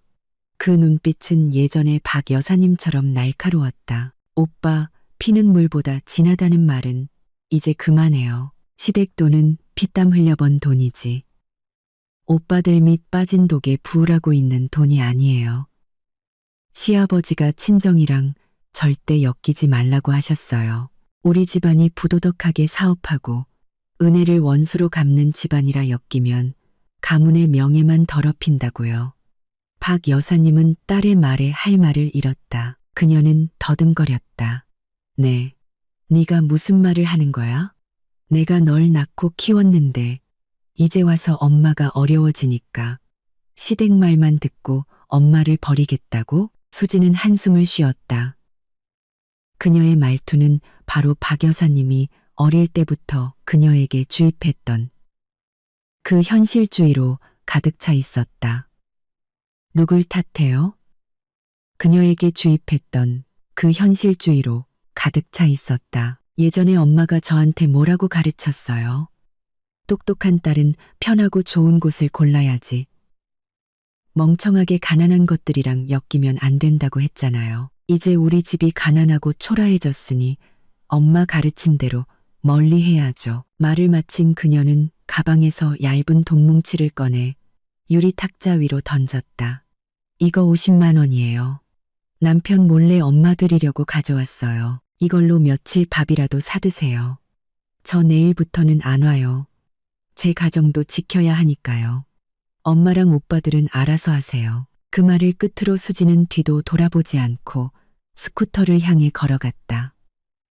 울부짖으며 자신의 이름을 부르는 늙은 어머니를 외면한 채 스쿠터 엔진 소리가 멀어지자 집 안에는 죽음보다 더 무서운 침묵이 흘렀다. 민준 씨는 탁자 위에 놓인 50만 원을 그리고 바닥에 주저앉은 박 여사님을 보았다. 그는 씁쓸하게 웃었다. 인과응보. 이것이 바로 인과응보였다. 정보다 돈을 중시하는 어머니의 교육 방식이 바로 이런 괴물 같은 자식들을 만들어낸 것이었다. 3일 후 민준 씨는 마지막 도박을 하기로 결심했다. 곧 압류될 이 집에서 앉아서 죽을 수는 없었다. 그는 서연이를 만나야 했다. 현우 오빠나 가족의 방해 없이 단둘이 이야기해야 했다. 그는 서연이가 아직 자신에게 조금이라도 감정이 남아있을 거라고 믿었다. 어쨌든 그들에게는 아들이 있었으니까. 민준 씨는 한남동의 저택 주소를 알아내 저녁에 오토바이 택시를 타고 그곳으로 갔다. 저택은 높은 담과 철저한 보안으로 둘러싸여 있었다. 민준 씨는 정문으로 들어갈 엄두를 내지 못하고 나무가 우거진 강변 쪽 담으로 몰래 돌아갔다. 그는 담을 넘었고 옷은 가시에 찢기고 손발은 극혀 피가 났다. 그는 넓은 정원을 더듬거리며 가장 밝게 불이 켜진 건물을 향해 나아갔다. 수영장 근처에 다다랐을 때 갑자기 손전등 불빛이 그를 비췄고 세퍼드들이 맹렬하게 짖기 시작했다. 정신을 차릴 틈도 없이 건장한 경호원 2명이 그를 덮쳐 잔디밭에 쓰러뜨리고 팔을 뒤로 꺾었다. 아파요. 놔주세요. 저 집주인 아는 사람이에요. 정원의 조명이 환하게 켜지고 현우 오빠와 서연이가 유리문에서 걸어 나왔다. 서연이는 고급 실크, 잠옷 위에 얇은 가운을 걸치고 와인잔을 든 채 침입자를 평온한 얼굴로 쳐다보고 있었다. 현우 오빠는 땅에 짓눌린 민준 씨를 보며 혀를 찼다. 간도 크군. 주거 침입이 몇 년형인 줄은 아나? 민준 씨는 서연이를 올려다보며 애절하게 애원했다. 서연아, 나 나쁜 뜻으로 온 거 아니야. 그냥 너 보고 싶어서 왔어. 우리 준수 좀 보고 싶어서. 제발 나랑 얘기할 기회 한 번만 줘. 서연이는 경호원들에게 민준 씨를 일으키되 팔은 계속 잡고 있으라고 신호를 보냈다. 그녀는 그에게 다가가 안전거리를 유지한 채 섰다. 그녀에게서 풍겨오는 은은한 장미 향기에 민준 씨의 마음이 흔들렸다. 서연이는 차가운 목소리로 말했다. 아들을 보고 싶다고? 지난 3년간 아이가 아플 때 당신은 어디 있었지? 손님 접대하러 술 마시러 다니면서 우리 모자를 내버려뒀잖아. 이제 모든 걸 잃으니까 아들이 있다는 게 생각났나?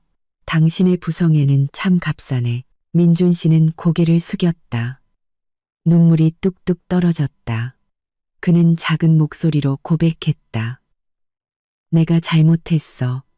서연아, 정말 후회해. 날 때리든 욕하든 다 괜찮아. 제발 날 버리지만 마. 나 변할게. 처음부터 다시 시작할게. 내 말 다 들을게. 서연이는 고개를 저으며 옅은 미소를 지었. 너무 늦었어, 민준 씨. 엎질러진 물은 다시 담을 수 없어. 난 당신이 변하길 바랐지만 당신은 매일같이 그 희망을 죽였어. 당신은 내 집이 작다고 비웃었지. 이제 당신에게 어울리는 더 큰 집을 가진 여자를 찾아갈 자유를 줄게. 그녀는 현우 오빠를 향해 나지막이 말했다. 오빠, 저 사람 보내줘. 우리 손 더럽히지 말자. 내 아들 아버지가 전과자가 되는 건 원치 않아.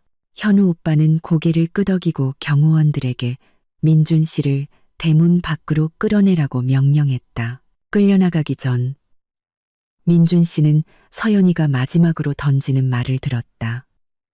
이혼 서류는 이미 법원에 제출했어. 당신도 서명해서 마지막 남은 자존심이라도 지켜. 앞으로 다시는 우리 모자 앞에 나타나지 마. 우리는 이제 사는 세상이 다른 사람들이니까.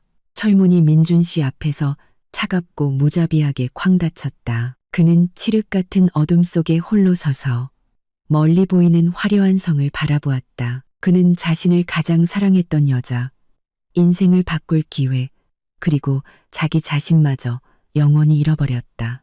민준 씨는 무거운 발걸음을 돌렸다. 그의 외로운 그림자가 텅 빈 길 위에 길게 늘어졌다. 이혼 조정 기일은 한 달 후에 열렸다. 저는 그룹 최고의 변호사와 함께 당당하게 법정으로 들어섰다. 맞은편에는 눈에 띄게 수척해지고 덥수룩한 수염에 퀭한 눈을 한 민준 씨가 앉아 있었다. 판사가 민준 씨에게 이혼에 동의하냐고 물었다. 민준 씨는 절박한 눈빛으로 저를 쳐다보았지만 제 변호사가 책상 위에 올려놓은 두꺼운 서류 뭉치를 보고는 더 이상 버틸 수 없다는 것을 깨달았다. 그것은 그가 아내와 아이를 방치했다는 증거, 막대한 빚, 그리고 경제적 무능력을 증명하는 자료들이었다. 만약 그가 버틴다면 오빠가 파놓은 법적인 함정에 더 깊이 빠질 뿐이었다. 민준 씨는 힘없이 고개를 끄덕이며 갈라진 목소리로 말했다. 동의합니다. 양육권 문제가 나오자 뒷좌석에 앉아있던 박 여사님이 갑자기 벌떡 일어나 소리쳤다. 우리 준수는 우리 이씨 가문의 귀한 장손이에요. 절대 못 줘요. 제 변호사가 침착하게 일어섰다. 그는 법정에서 명확하게 설명했다. 현재 이민준 씨는 안정적인 직업도 거주지도 없으며 막대한 부채를 지고 있습니다. 반면 제 의뢰인인 김서연 씨는 아이의 성장에 필요한 최상의 경제적 능력과 환경을 갖추고 있습니다. 또한 지난 3년간 아이의 양육은 전적으로 김서연 씨가 도맡아 왔습니다. 판사는 의사봉을 두드렸고 최종 판결은 신속하게 내려졌다. 제가 준수의 완전한 양육권을 갖게 되었다. 민준 씨는 제 동의하에 아이의 생활에 지장을 주지 않는 선에서 면접 교섭권을 가질 수 있었다. 저는 법정에서 민준 씨에게 양육비를 한 푼도 받지 않겠다고 선언했다. 박 여사님은 판결을 듣고 그 자리에서 기절했고 사람들에게 부축되어 밖으로 실려나갔다. 민준 씨는 이혼 서류에 서명했다. 그의 손은 펜을 떨어뜨릴 정도로 떨렸다. 그의 서명은 마치 지금 그의 인생처럼 비뚤어져 있었고 그와 그의 가족이 쌓아 올린 계산적인 결혼 생활에 종지부를 찍었다. 법정을 나서자 눈부신 햇살이 저를 비췄다. 저는 자유로운 공기를 깊게 들이마셨다. 마침내 족쇄가 풀린 것이다. 저는 푸른 하늘을 올려다보며 어두웠던 지난 날들을 보상하기 위해 앞으로는 찬란한 인생을 살겠다고 다짐했다. 이혼 후 일주일, 은행은 공식적으로 민준 씨 가족의 집을 압류했다. 집행관들의 트럭이 문 앞에 멈춰섰다. 그들의 살림살이는 집 밖 보도블록 위로 내동댕이 쳐졌다. 이웃들이 구경거리라도 난 듯 모여들었다. 그들은 한때 이 골목에서 가장 거만했던 가족의 최후를 보며 혀를 차고 수군거렸다. 박 여사님은 낡은 옷 보따리를 끌어안고 땅바닥에 주저앉아 통곡했다. 하늘도 무심하시지. 어쩌다 내 신세가 이리 됐는고. 하지만 아무도 그녀를 동정하지 않았다. 사람들은 그녀가 다른 사람들을 가난하다고 비웃던 거만한 얼굴을 기억했다. 이제 눈앞에 펼쳐진 인과응보를 보며 모두가 당연한 결과라고 생각했다. 민호 씨는 사채업자들이 두려워 이미 종적을 감춘 뒤였다. 늙은 어머니와 동생을 버려둔 채 그의 아내와 아이는 이미 오래전에 연락을 끊었다. 민준 씨는 가로등에 기댄 채 수많은 추억이 깃든 집이 하얀 압류 딱지로 뒤덮이는 것을 바라보았다. 그는 울지 않았다. 눈물은 이미 말라버렸다. 아내를 잃고 아이를 잃고 집을 잃고 직업을 잃었다. 그는 이제 완벽한 빈털털이었다.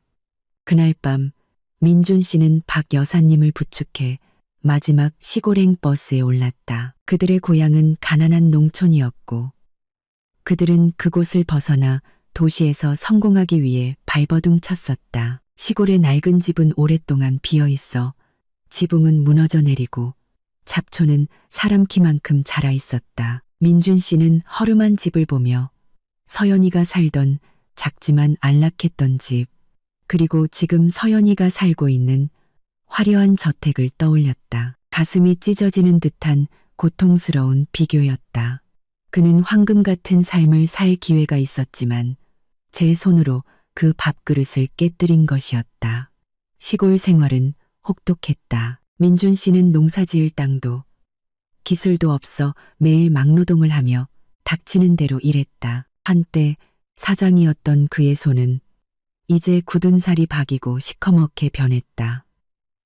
설상가상으로 그는 현실을 잊기 위해 술에 의지하기 시작했다. 매일 저녁이면 만취에 두개 쓰러져 잠들었고 입으로는 서연이와 아들의 이름을 중얼거렸다. 그는 마을의 주정뱅이가 되었고 가문의 수치가 되었다. 박 여사님은 정신적 충격과 열악한 환경으로 인해 병을 얻어 자리에 누웠다. 그녀는 다 쓰러져가는 집에서 비가 올 때마다 새는 물을 맞으며 누워 있었다. 그녀는 후회하고 며느리의 이름을 부르며 울었지만 그녀의 울음소리는 텅 빈 들판에 흩어질 뿐 아무도 듣지 못했고 아무도 대답하지 않았다. 내가 천우그룹 회장의 딸이며 그룹 경영에 복귀했다는 소식은 빠르게 퍼져나갔다. 예전에 박 여사님을 따라 나를 험담하던 시댁의 먼 친척들은 순식간에 태도를 바꿨다. 박 여사님에게 빚독촉을 하며 욕설을 퍼부었던 칠촌 이모가 가장 먼저 찾아왔다. 그녀는 가장 좋은 옷을 차려입고 과일 바구니를 든 채 천우그룹 정문으로 찾아와 나를 만나게 해달라고 애원했다. 그녀는 경비원에게 조카 며느리를 잠깐만 만나게 해달라고 빌었다. 내가 걔 남편의 친이모예요. 예전에 내가 걔를 제일 예뻐했지. 성공했다는 소식 듣고 축하해 주러 왔어요. 내가 만나주지 않는다는 통보를 받고도 칠촌 이모는 뻔뻔하게 하루 종일 기다렸다. 내 차가 나오자 그녀는 차 앞으로 뛰어들어 울며 불며 매달렸다. 서연아, 나야, 칠촌 이모. 네가 성공했다고 친척들 잊으면 안 되지. 내 아들이 지금 백수인데 회사의 경비원이나 청소부 자리라도 하나 알아봐주면 안 될까? 평생 은혜는 안 잊을게. 나는 차창을 내리고 내 앞에서 연극을 하고 있는 여자를 쳐다보았다. 예전에 바로 이 여자가 내 옷이 시장표라며 비웃고 내 얼굴은 남편 복 없는 관상이라고 험담했던 것을 똑똑히 기억했다. 나는 부드럽게 미소 지었지만 눈빛은 차가웠다. 이모님, 제 기억이 맞다면 이모님은 저희 집이 거렁뱅이 집안이라 엮이면 재수 없다고 하셨는데요. 저희 회사는 능력과 인성을 보고 직원을 뽑지 친인척이라고 뽑지는 않습니다. 특히 손바닥 뒤집듯 태도를 바꾸는 사람은 더더욱요. 돌아가세요. 보안팀을 부르게 하지 마시고요. 칠촌 이모는 전곡을 찔리자 창피함에 얼굴이 빨개져서 구경꾼들의 비웃음 속에서 조용히 사라졌다. 칠촌 이모뿐만 아니라 다른 많은 친척들도 연락을 해와 돈을 빌려달라, 일자리를 알아봐 달라며 부탁해왔다. 하지만 모두에게 돌아간 것은 침묵 혹은 정중하지만 단호한 거절뿐이었다. 나는 뼈아픈 교훈을 얻었다. 잘못된 곳에 베푸는 친절은 악인에게 이용당할 기회를 줄 뿐이라는 것을. 나는 그 가식적인 사람들에게 돈을 주느니 차라리 진짜 어려운 사람들을 위해 자선 활동에 돈을 쓰는 것이 낫다고 생각했다. 나는 진정으로 성장했다. 나는 이제 흙탕물에서 고기를 잡으려는 자들로부터 나 자신과 나의 가치를 지키는 법을 알게 되었다. 3년이라는 시간이 눈 깜짝할 사이에 흘렀다. 나는 이제 더 이상 예전의 소심한 서연이가 아니었다. 나는 천우그룹의 유능한 부회장이자 재계에서 존경과 부러움을 한 몸에 받는 여성이 되었다. 매일 아침 나는 강변 저택의 햇살 가득한 방에서 눈을 뜬다. 부모님, 현우 오빠와 함께 아침 식사를 하며 세계 경제 동향과 새로운 프로젝트에 대해 토론한다. 우리 집은 늘 웃음과 서로에 대한 존중으로 가득하다. 준수는 이제 6살이 되었다. 똑똑하고 활발하며 현우 오빠를 쏙 빼닮았다. 아이는 시내 최고의 국제학교에 다니며 승마, 골프 같은 고급 스포츠를 배운다. 현우 오빠는 조카를 끔찍이 아껴서 어딜 가든 데리고 다니며 이 아이가 우리 가문의 미래 후계자라고 자랑한다. 나는 불타는 열정으로 일에 매진했다. 고급 리조트 부동산 프로젝트를 직접 지휘하며 그룹에 막대한 이익을 안겨주었다. 나는 사람들에게 내가 이 자리에 앉은 것이 회장 딸이기 때문이 아니라 진짜 재능과 실력이 있기 때문임을 증명했다. 일 외에도 나는 따뜻한 둥지라는 이름의 자선재단에 많은 시간을 쏟았다. 재단은 어려운 환경의 여성들, 가정폭력에 시달리는 미혼모들을 지원하여 그들이 자립할 수 있도록 돕는다. 나는 다른 여성들이 과거의 나처럼 절망적인 상황에 빠지지 않도록 돕고 싶었다. 내가 도와준 여성들의 미소를 볼 때마다 내 마음은 따뜻해졌다. 아픈 과거는 멀어졌고 매일 더 나은 삶을 살게 하는 원동력만 남았다. 나는 여자의 가장 큰 행복이 부자 남편을 만나는 것이 아니라 스스로 자기 인생의 주인이 되고 스스로가 재벌이 되는 것임을 깨달았다. 나는 천우타워 가장 높은 층의 발코니에 서서 반짝이는 도시의 야경을 내려다보았다. 시원한 밤바람이 내 머리카락을 흩날렸다. 레드와인 한 모금을 마시며 평온함과 만족감을 느꼈다. 나는 내 영혼 속의 귀한 보석을 되찾았다. 편견과 무시라는 거친 돌 속에 묻혀있던 그 보석을 말이다. 어느 연말 오후 나는 회사 자선단체와 함께 도시 외곽의 가난한 동네를 찾아가 노숙인들에게 연말 선물을 나눠주고 있었다. 날씨는 쌀쌀했고 거리에는 새해를 알리는 장식들이 반짝였다. 나는 흰 셔츠와 검은 바지에 소박한 차림으로 사람들에게 쌀과 라면, 떡 같은 선물을 직접 나눠주었다. 사람들은 내 주위에 모여 연신 고맙다고 인사했다. 그때 근처 쓰레기장에서 플라스틱 병과 폐지를 줍고 있는 초라한 사람의 모습이 눈에 들어왔다. 허리는 구부정했고 하얗게 센 머리는 헝클어져 있었으며 옷은 더럽고 찢어져 있었다. 어딘가 익숙한 모습에 가슴이 철렁했다. 나는 가까이 다가갔다. 그 여자는 자기 앞을 가로막는 그림자를 보고 고개를 들었다. 흐릿하고 늙은 눈이 내 눈과 마주쳤다. 그녀는 경악했고 떨리는 손에서 포대자루를 땅에 떨어뜨렸다. 박 여사님이었다. 불과 3년 만에 그녀는 내가 거의 알아보지 못할 정도로 늙고 초라해져 있었다. 주름진 얼굴에는 예전의 거만함은 찾아볼 수 없었. 그녀는 나를 보고 이내 자신의 행색을 깨닫고는 창피한 듯 고개를 숙이고 돌아서려 했다. 나는 나지막이 불렀다. 어머님. 그녀는 그 자리에 멈춰 섰고 앙상한 어깨가 가늘게 떨렸다. 그녀는 돌아섰고 더러운 뺨 위로 눈물이 흘러내렸다. 그녀는 더듬거리며 말했다. 서연 아가씨.